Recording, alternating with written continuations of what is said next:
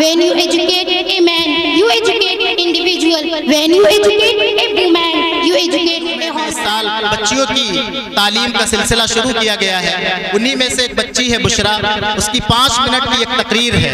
اس کو میں آواز دیتا ہوں کہ وہ اسٹیج پر آ جائیں اور اپنی تقریر پیش کر دیں. اور اس کے بعد ہمارے بہت ہی عظیم مہمان ہمارے استاذ گرامی جو مراد آباد سے تشریف لائے ہیں، انشاءاللہ ان کا انتہائی جامع اور پرمغز خطاب ہوگا. اور اس کے بعد دہلی سے ایک مہمان تشریف لا رہے ہیں، حضرت مولانا مفتی عبدالسمیع صاحب، وہ بھی پہنچنے والے ہیں.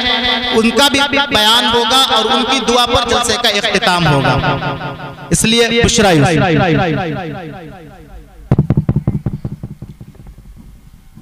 السلام علیکم ورحمۃ اللہ وبرکاتہ. نحمد و نصلی علی رسولہ الکریم. اما بعد فاعوذ باللہ من الشیطان الرجیم. بسم اللہ الرحمن الرحیم. اقرأ باسم ربک الذی خلق.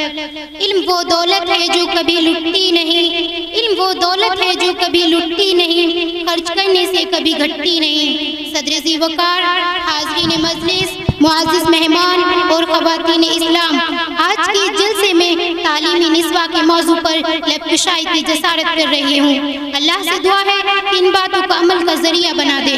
سامعین اکرام، ایک کامیاب معاشرے کے لیے تعلیمی نسواں، فیمنسٹ ایجوکیشن، عورتوں کی تعلیم نہایت ضروری ہے. نساء کی جمع ہے جس کے معنی ہے عورت.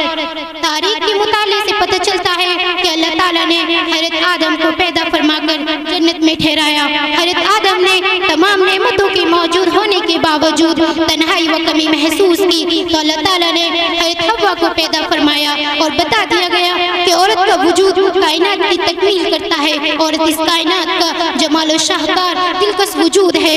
عورت گردش لیل و نہار کا ایک حسین نغمہ ہے. عورت کے دم سے حیات قائم ہے. عورت سے ہی نسل انسانی کا استحکام اور نشو و نما ممکن ہے. عورت ماں کی صورت میں محبت و ہمدردی، ایثار و قربانی کی انمول داستان ہے. عورت بیوی کی صورت میں وفاداری اور چاہت کا حسین افسانہ ہے. عورت بہن کی شکل میں اللہ کی بہترین نعمت ہے. عورت انسانیت کی عزت ہے. سامعین، مذہب اسلام نے ہی عورت کو عزت دی. مذہب اسلام نے ہی عورت کو احترام دیا. مذہب اسلام نے ہی عورت کو اکرام دیا. مذہب اسلام نے ہی عورت کو وقار عطا کیا. مذہب اسلام نے ہی عورت کو پستی سے اٹھا کر بلندی تک پہنچایا. مذہب اسلام نے ہی عورت کو تحت الثری سے اٹھا کر آسمان کا درخشندہ ستارہ بنا دیا.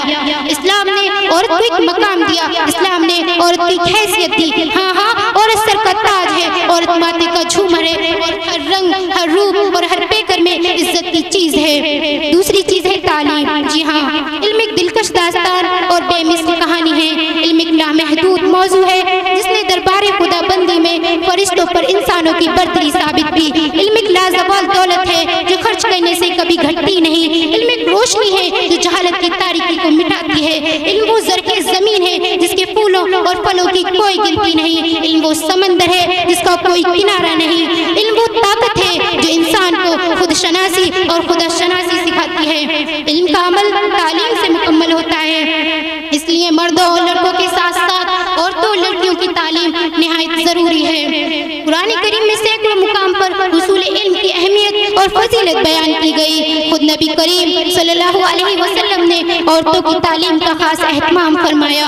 ازواج مطہرات آپ سے دین کی باتیں سیکھ کر دیگر مسلمان خواتین کو سکھاتی تھیں. یوں دین کی تعلیم عورتوں تک بھی باقاعدہ پہنچتی رہی. لیکن افسوس، حوادثات زمانے نے عورتوں کو دین کی اعلیٰ تعلیم تو چھوڑیے، دین کی بنیادی تعلیم سے بھی محروم کر دیا، جس کے بدترین اثرات آج ہمارے معاشرے میں دیکھے جا سکتے ہیں. جبکہ حقیقت یہ ہے کہ تعلیم ہی وہ دولت ہے، تعلیم ہی وہ زیور ہے جس سے عورت اپنا اور اپنے معاشرے کا مقدر سنوار سکتی ہے. سماج کو بہتر، گھروں کو جنت کا نشان بنا سکتی ہے. نئی نسل کو سنوارنے اور پروان چڑھانے میں اپنا کردار ادا کر سکتی ہے. لیکن افسوس، صد افسوس، آج ہمارے سماج میں تعلیم کو صرف لڑکوں کے لیے ضروری سمجھا جاتا ہے اور لڑکیوں کو محروم رکھا جاتا ہے. جبکہ حقیقت یہ ہے کہ عورتیں بھی انسان ہیں. علم کی روشنی انسان کو جینا سکھاتی ہے. علم کی روشنی انسان کو دین و دنیا کی ترقی عطا کرتی ہے.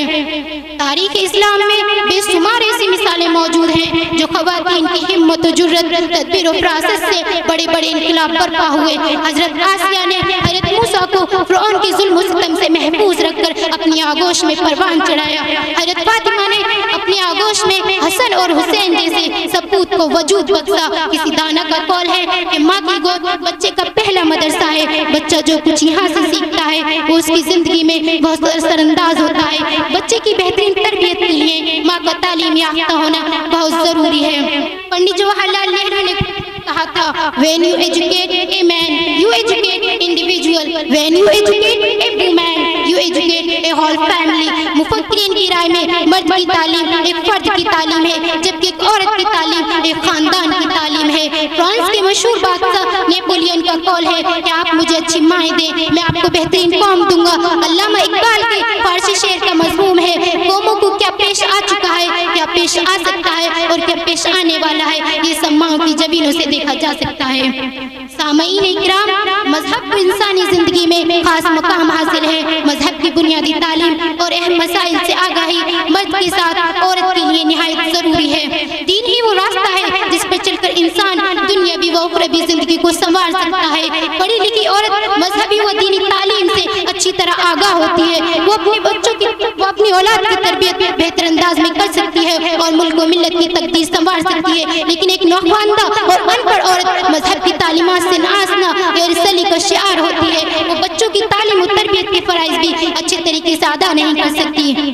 آج کی دنیا، آج کی ترقی یافتہ دور میں ہر شعبے میں، ہر میدان میں، صحافت ہو یا وکالت، تجارت ہو یا سیاست، اسکول ہو یا کالج، میڈیکل ہو یا سائنس، ہمیں ایسی خواتین عورتوں کی ضرورت ہے جو باپردہ ہو، باحیا ہو، عمدہ اخلاق و کردار کی مالک ہو، شرافت و پاکیزگی، حیا و پاک دامنی کی مثال ہو، اپنی ایمان و عقیدے کی محافظ ہو اور ظاہر و باطن سنت نبی کے سانچے میں ڈھلا ہوا ہو۔ اسی پر اکبر الہ آبادی نے کہا تھا تم شوق سے کالج میں پھلو، پارک میں پھولو، جائز ہے غباروں میں اڑو، چرخ پر جھولو، لیکن ایک محسن بندہ عاجز کی رہے یاد، اللہ کو اور اپنی حقیقت کو نہ بھولو۔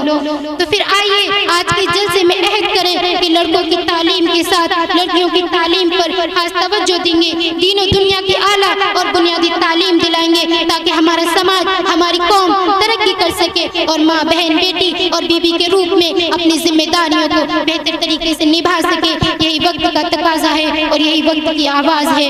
علم وہ خوب ہے جو اس نے عمل تک پہنچے، علم وہ خوب ہے جو اس نے عمل تک پہنچے، ذوق وہ خوب ہے جو راز ازل تک پہنچے۔ السلام علیکم۔